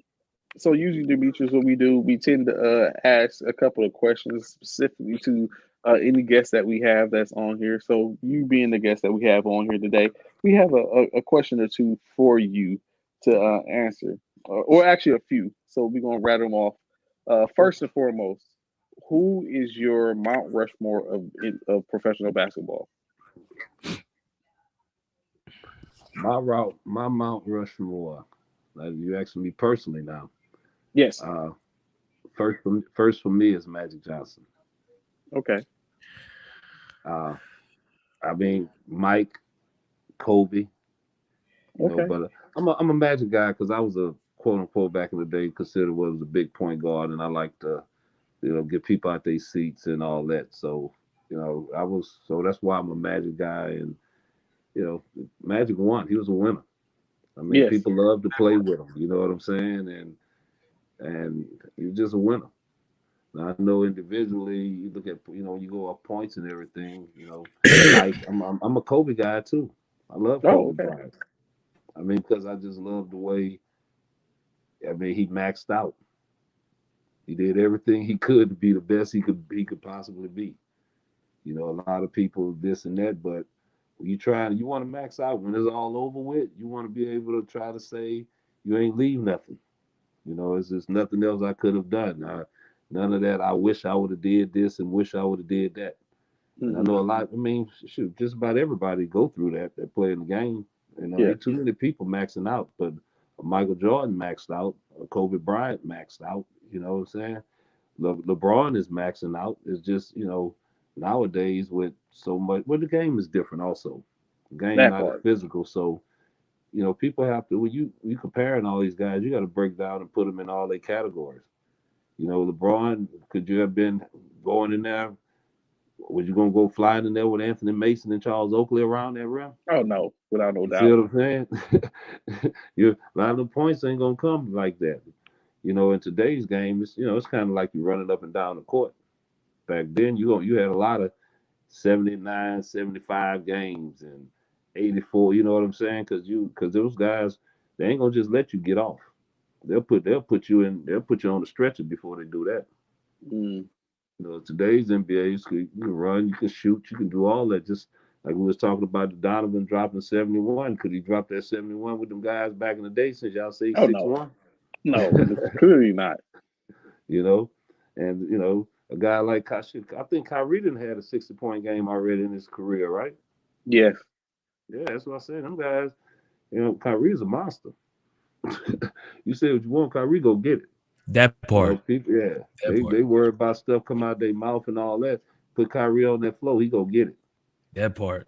Please tell that man up there above you, man. He not listening, man. He not listening. So you just spoke about errors, right? So I asked this question, in which I was the only person that disagreed with this. With everyone's answer. Here we go with the nonsense. Here it comes. If you put Magic, Bird, and Jordan on the same team, do they win 5 straight titles from 89 to 93? Yeah, they win 5 straight. Yeah. No, y'all is bugging. Yeah. Magic, Bird, and Jordan. That's what I said. He tripping, Magic, bro. Bird, and Jordan. He tripping. He tripping. So 89 and 93, listen, when you just said that, I wasn't even paying attention. The Bad Boys, they getting over the Bad Boys? They winning. They winning, man. Them boys is winning. And man, I love Larry Bird.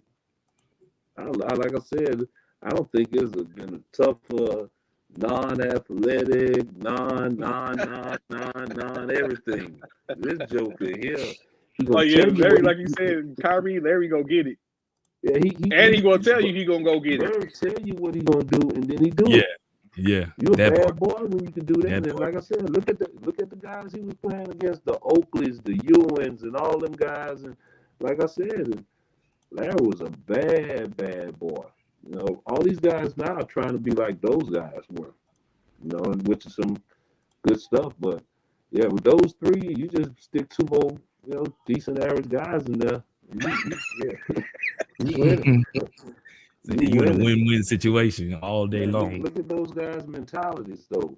Magic mentality was a winner. I mean, Jordan, all those guys won consecutive championships in their careers. Mm-hmm. All right. You know, they all did that. And like I said, that's some special talent, man. I mean, guys nowadays, like I said, the game's so different. I was talking to my buddy. I was with at Brewers the other day. His son, he got a son who he was a top 75 kid out of high school. He was number 2 in Louisiana, and he went to St. John's. But now he's transferred over to UL Lafayette. And his other son is a junior. He's a number 1 junior in the state of Louisiana. He's a 6'8" shooting guard. Mm. You know, we got a whole bunch of people remembering and you know, we're just talking about, and like I told him, I see the guy Trey Murphy for the Pelicans. That's who his son kind of reminds me of. Okay. You ain't got to go do 1,000 things to try to make it. You do one thing great, you can get in there. You can do one thing great, you can get in there. Okay. So next question, right? And I think I already know where this is going to go. In which you want 3-point guards. Rank these 3-point guards from 1 to 3. The 3-point guards are Kyrie Irving, Magic Johnson, and Allen Iverson. How do you rank them 1 to 3? Magic 1. Thank you. Come on, man. You can't even really compare. Kyrie's still writing the book right now. He's still writing his book. And he got a chip for him to write more than that, to write more than he got with Magic. You know what? With the trajectory and Kyrie still playing, I'm gonna throw Kyrie even at 2, even though and Iverson at 3. I'm gonna do that. I'm gonna do that. One thing about Kyrie, Magic didn't have to score to win. Period. He didn't have to score. You know, he's still gonna get you 18, 20 points, but he didn't have to score. And he still, you know, impact the game by the way he played the game. Iverson is a volume shooter. He's gonna put them shots up. You know, Kyrie, like I said, Iverson was, you know, probably in the low 40s, but you know, he's really about a 5'11", 6-foot guy. 6'1". They say 6'1". They not even mention 6 foot, yeah. I mean, that Allen Iverson not the same height. They ain't about to make me believe that. There's no way. They is not the same height. And like I said, Kyrie, I think I put Kyrie too, but Magic is the godfather. At the point, so basically, Magic is point guard. We just asked why is Chris Paul considered point guard? We ain't never heard that from Magic. Magic is point guard. Yeah, Magic's the point guard. Magic, like I said, you get with Magic, all you have to do run the court. Run the court, just get open. You know what I'm saying? Just find just a little bit to get open, and you got a chance to score a bucket. Because Magic gonna see you. Magic looking to get you the ball first before he's looking to try to get a bucket. AI looking to try to get that bucket first. He ain't really looking to, you know, to really pass it. Bishop, would you agree with that assertion? Magic is the point guard, not AI. I mean, not Paul George. I mean, Chris Paul. The point guard? Yes, Magic is the point guard. What more you supposed to have? He's only that because of his measurables, man. It's only fair to give him that because of his measurables. Here it is, though, dude. You don't see too many point guards at his measurables. You do now. There's one now that's in the league. And we just talked about earlier that plays for your team. I said now, but he's not. He's definitely not a Magic Johnson. No, he could be. No, he's not. What man? That dude is in this. He ain't even a Johnson, let alone a Magic. He ain't even a Johnson. He let alone a Magic. He ain't nothing. We trying to get him to do something. First off, we can let alone what? Boy, stop. Not even close. 6'10" point guard. Yeah, it sounds good. Don said Jason Kidd is a point guard before Paul. Yeah, I would put Jason Kidd before Chris Paul too. I would. Shoot, I would almost put Steve Nash before Chris Paul. I was about to say him too. Really? Yeah, Steve Nash was a beast. Steve Nash was that dude. You know what? In all this conversation, we're completely disrespecting John Stockton. John Stockton was running with the mailman too, baby. Yeah. And I tell people the best basketball that I saw as a kid is when I used to go in that Lake Charles Civic Center and watch Joe Dumars play against Karl Malone before he was the mailman. That was before the 3-point and everything. I was young coming up, and I used to go watch them battles, and it wasn't nothing for Joe to drop 40 in a game with no 3-pointer back then. Mm. You know, and then 3-pointer has completely changed the game, huh? Yeah, guys, that was, you know, like I said, basketball totally different nowadays, guys. That part, totally I totally agree. Totally agree. Do you think it's good for? They got some talented kids, though. They got some talented young guys out there, but you know, it's different. Yeah. Do you think the game has changed for the better, Demetrius? You think the game has changed for the better with the shooting now, or with the even the big man needing to be the shooter and all that type of stuff? I like the versatility of guys, but I like guys to be able to do what they can do. I mean, you know, you have guys that sitting up shooting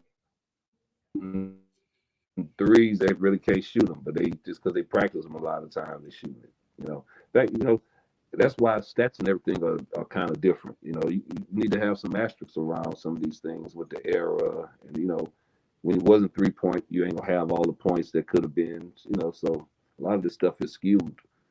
But you know, that's why I say what LeBron is doing is amazing. I'm a fan of LeBron, but I'm not a LeBron guy. And there's nothing negative against him because I was just more of a Kobe type of guy. And but LeBron, like I said, I'm also not a fan of, you know, guys that really jump around teams, you know, go to different teams. That part come from the old days when guys stayed with one team. Stay with their team. They was loyal. And you ride it out. Yeah, you ride it out, and you know, either they come want to play with you, you make them better or whatever, and that's why I love the Birds and all them type of guys. Yeah, the Jordans and all of them. They stay loyal to their team. They ain't run around trying to find a team to win a championship. You know, LeBron, you know, he bounced and, you know, he got him some rings, but he bouncing around. He had to go. Jordan had to suffer and get his ring. He had to suffer first. He had to humble himself, and then he finally came up on some rings. You know what I'm saying? Yeah, Bron on like his third team or what have you. You know, so that's not to say his fourth team, ain't it? Fourth? Is it his fourth? Yeah. Cleveland, Miami. He went to Cleveland, he went to Miami, back to Cleveland, and then to Lakers. Yeah. So, yeah. 13. Four moves for 3 teams. Yeah, he moved. Well, yeah, he moved 4 times, 3 teams, 4 moves. Yeah, you're right. Yeah, and you know, he gonna have to live with, you know, when it's all over for him and they talking about his legacy, they're gonna throw that in there. Well, you did this and you did that, but you got the ends. Yeah. So, yeah, but they got some guys, man.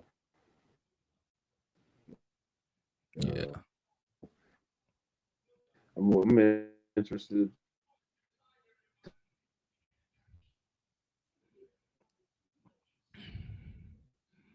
The All-Star voting is happening right now, isn't it? For the NBA, I believe All-Star voting is happening right now. And we just need to make some man, Donovan Mitchell was tearing up the internet with them 71 points. Everybody just thought they talking about they talking about yeah. Everybody talking about Donovan Mitchell 71 points. Uh-oh. Oh.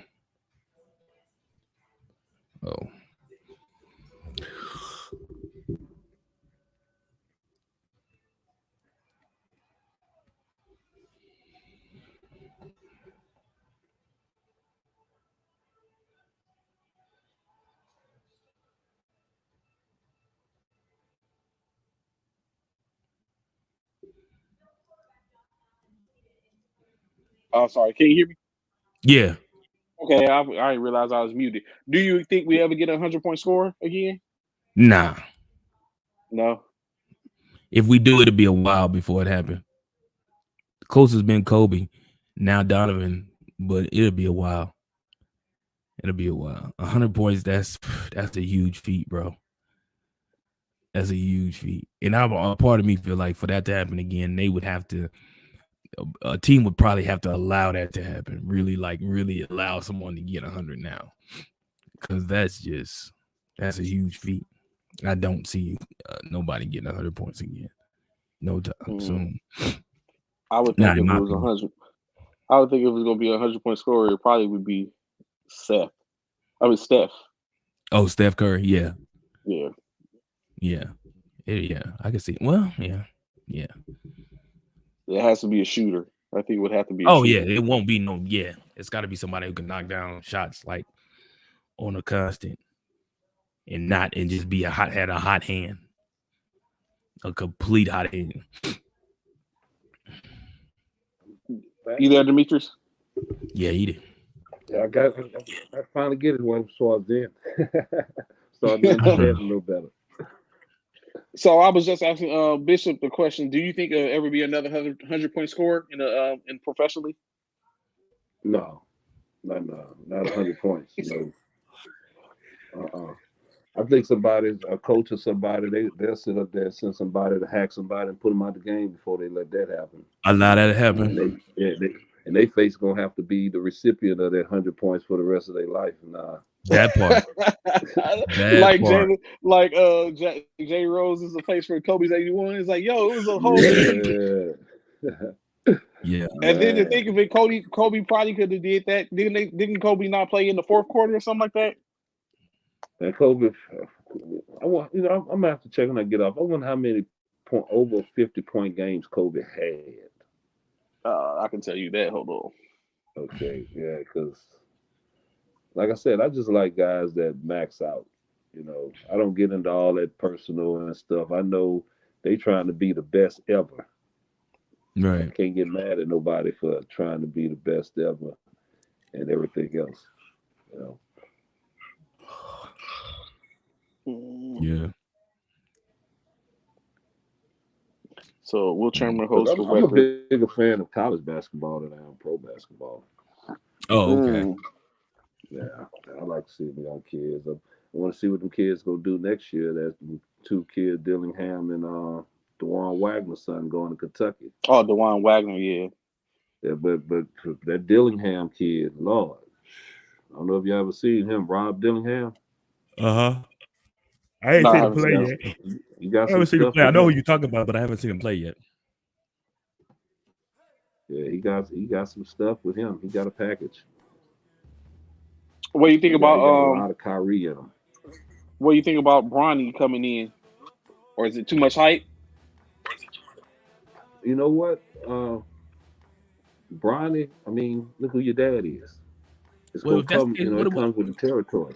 Why you just gonna stop at Bronny and not talk about Carmelo's son? Come on now. But I want to say though about Bronny is, listen, Carmelo's son is a better shooter. That Bronny can play. They can sit up there and say what they want. Hey, I salute LeBron and them with the process they've done with him. He's starting to take off right now. He is. He's getting better. He's balling. He's got better. It took him all 4 years, but yeah. He balling. He's starting to take off. I give him a lot of respect for just the fact everywhere he walks, he got to get hit with the LeBron stuff. So when he walk in the gym, opposing everybody on him, everywhere he goes, you know what I'm saying? And he out there, and you see him. I've never seen him in a situation where he got into it with somebody about anything.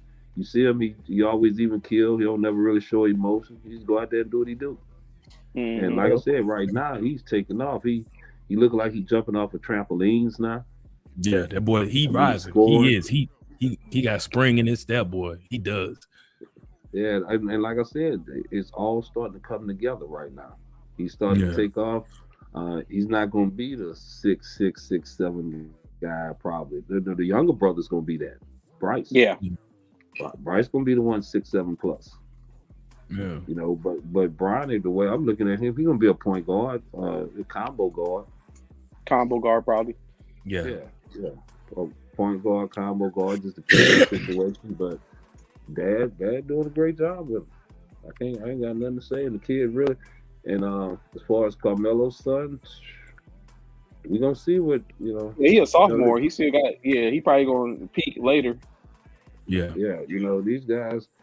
Well, it's like I tell a lot of these kids, they out there with doing all these different things, dribbling and all that. I'm like, look, if you ain't got a 1-2 dribble game, don't even think about it. I mean, if you can't simplistic. If you can't get the ball on the left hand side and dribble one time and pull up 2 times, and on the right hand side be able to do it the same, you don't master that. How you gonna do it in college when you ain't gonna get that many dribbles? They bigger, faster, stronger, more athletic. You got to get that. We didn't have how many people you saw doing step backs when we was coming up? Nobody. None. Nobody. Yeah. I was about none. Nowadays, you got to do a step back, just try to get your shot off. To get separation. Yep. Yeah. So that's what I tell these kids. I'm like, all these dribbles, and you're not gonna get that in college. You don't be thinking you're gonna get to the rim. You get in that paint, you better try to dunk on somebody. That part. Other than that, you gotta learn how to pull up and shoot a floater or shoot a jumper or something. Yeah. You got guys 7'2", 7'3". You got guys 6'6" jumping out the gym nowadays. Mm-hmm. We just talked about it. Donovan Mitchell, 6'1" and will dunk on anybody. 6'1" and will dunk on anybody. Dudes are vicious nowadays. Yeah. They're vicious. You know what I'm saying? Like I said, they got the talent is more talent nowadays. Yeah. You know, I don't think they're better players, but there's more talent nowadays than back then. Okay. Yeah. You know, yeah. And you look at Bo. Look at all them 7-footers, not 7'2". That's Bo. Bo, for real. Bo, and all them guys. Bo, nice. Bo's, yeah, he is. So now, of course, with the music in the background, you know what that means. We come to close to at the end of the show. We greatly appreciate y'all rocking with us today. Anthony Price, Zach, Eric, you end up showing up. Appreciate it. You know what I'm saying? He did. He did show up. He showed up. He showed up just as we was leaving out the NFL segment. So he showed up and talked for a second. Steve, every once in a while, of course, he come in. Mr. Commissioner Myers from the NBA. Military basketball is about to be in hot. It be swinging full effect. Be on the watch out for that. Major League Military Basketball Association, National Military Basketball Tournament coming up. All that type of stuff. So these teams and these organizations, these installations about to be in full effect, doing what they got to do to set up and get to nationals. So of course we'll be looking at for that. A whole lot going on. Demetrius, any last words you want to say or plug anything before you get up out here, bro? I know you, like you said, you help out kids in the in, around, and throughout. So is this a national thing or is it just based regionally in the New Orleans area? No, it's not New Orleans area. Just hit me up. I deal with people a little bit everywhere, but my thing is, hey, anytime y'all need me, let me know. I appreciate it. I know this was kind of a last minute thing. Yes, sir. And I had fun though. I had fun with you guys. We appreciate you having you on the show. You guys more and everything else. But no, it's not. People know how to get in touch with me. They got some basketball stuff, so they know. All right. No problem. Of course, y'all know where y'all can catch us every Monday through Friday for the most part, Central Standard Time, 09 to 1100 hours. If not that, you can always check up. We always have streams that's going on Facebook, on the First Formation Sports Morning Sports Talk Facebook page, the E2G Facebook pages, the YouTube First Formation YouTube page, as well as the First Formation Twitter page. And also, if you could catch it from personally from myself as well as LinkedIn. So a plethora of ways for you to get it, be able to see it. Feel free to tap in if it's anything what you got going on out there. Know something's going on, just hit us up. We'll let you know. We can bring it on the show. The whole thing is about platform, giving a platform, being able to talk and engage. We speak sports, but it's not always just about sports. It can go in so many different areas and ranges. Greatly appreciate y'all rocking with us this morning. We look forward to seeing you tomorrow. It's Wednesday, as Bishop would say, hump day. So we'll see what comes out about. We should know more about those games and go from there. The national championship is coming up. I'm glad we didn't get the shot. We'll talk a little more college football tomorrow, so Bishop can get off his little antics and stuff like that about the USC and Heisman Trophy winning Caleb Williams. But this one deserving. Bishop, any last words before we get up out of here, bro? Man, y'all have a great Tuesday. Enjoy. Be safe. Love on someone. Hug someone. And y'all have a great Tuesday, man. That's all I got, man. Thank you, Demetrius, for being on. Thank you guys, man. I appreciate y'all. It was great. Have fun.